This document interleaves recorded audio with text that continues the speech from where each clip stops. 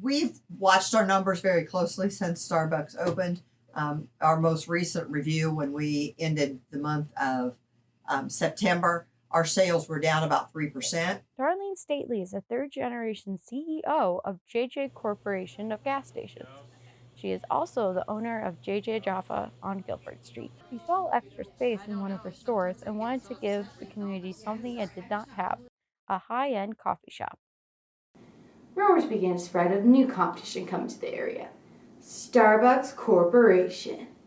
Dr. Jeffrey Webb, an avid dark roast drinker, used to be a regular at JJ's, but the excitement of Starbucks shifted his purchasing habits. Starbucks opened, I was very glad to see a Starbucks open in town, because it sort of signifies that the town had reached a certain, level of population, a certain level of commerce to enable the community to support a Starbucks. Another impact, at least one employee has left JJ's for Starbucks. Emily Harrigan left Starbucks in order to save for her upcoming graduation and marriage. I just needed more hours and I needed to make a little more money, so it was just a better choice for where I am in life. This is Grace O'Brien reporting for FDN News. I do think so. So now are you going to go over to Starbucks and talk to them?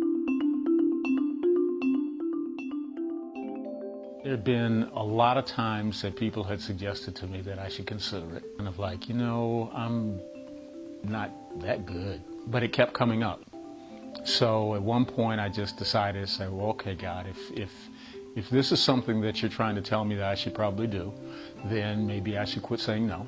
Got a number of different people that are really pretty inspirational and helpful to me. Father Bill, of course, he's just absolutely amazing. The way that he can interact with young people, the way he interacts with families, just the way that he is a priest is really inspirational. Father John from St. Michael's in Plymouth, he's my spiritual advisor. So I spend a lot of time with him, and he too is extremely inspirational in terms of how he cares about people. Deacon Mel Tardy, he's the deacon over at St. Augustine in South Bend. He's a good friend, a good advisor, good coach, good mentor. One of the things that we do is we are studying closely the catechism, getting a true understanding of what the Catholic Church truly teaches. It's a great experience. It's really informative. It kind of helps me be able to respond to people in a better way, in an informed way.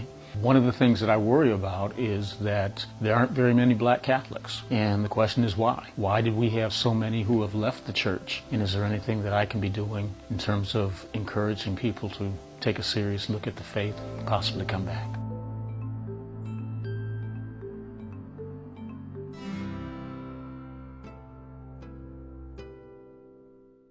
I thought about if this had happened in high school, what would be different? And I think that if I was ever going to have it, it was the perfect time, and it really changed me for the better, and it helped me adjust to my college life, and it helped me to gain all the friends that I have now and be so involved in this school. So I truly wouldn't trade it for the world.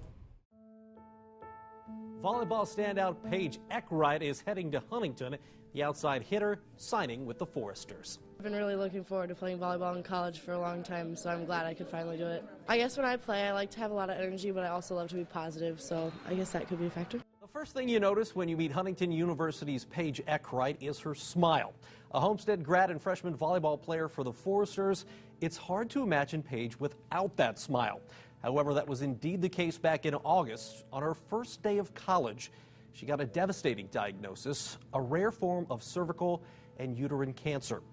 On my first day of orientation is when I found out that I had embryonal rhabdomyosarcoma in my cervix and my uterus. So that was when I was diagnosed with cancer. I had some irregularities throughout my summer, and then it just kind of popped up one day.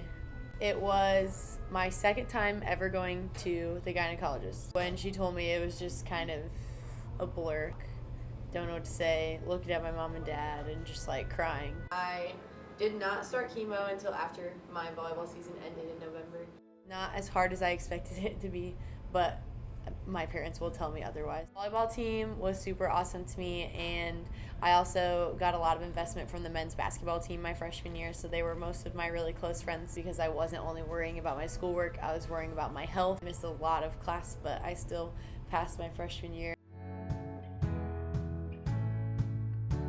November of 2017, I finished chemo, so I'm getting to a year and a half-ish on finishing my chemo.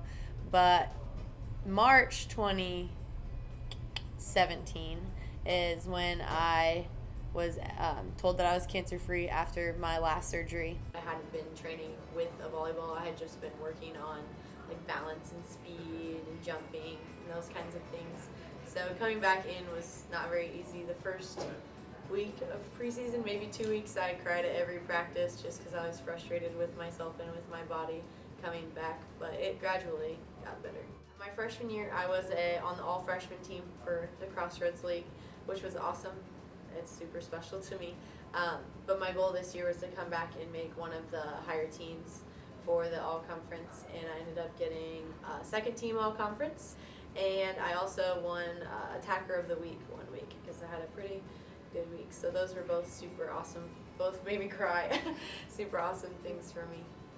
It frustrates me a lot now if I see people taking the sport for granted, because once you get it taken away from you and you have no choice, it's so different. And so I've definitely come back just with a lot of gratefulness that God has given me the opportunity to play volleyball, especially in college, because not many people get the chance to do that. So it's just made me love the sport even more than I already have, and I just appreciate it so much.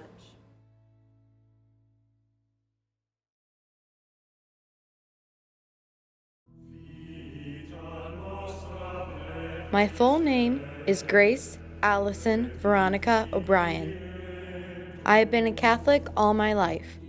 I didn't appreciate my faith till I was in high school. My best friend abandoned me, my schoolwork suffered, I was a mess. Then I switched to a Catholic high school where I made friends in campus ministry.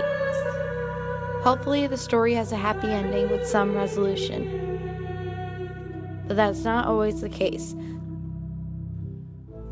Some stories have sad endings. I look at the Pieta and see the sorrowful Blessed Mother coddling her lifeless son. But his death was not the end of his story. My story is grounded in my Catholic faith. What's your story?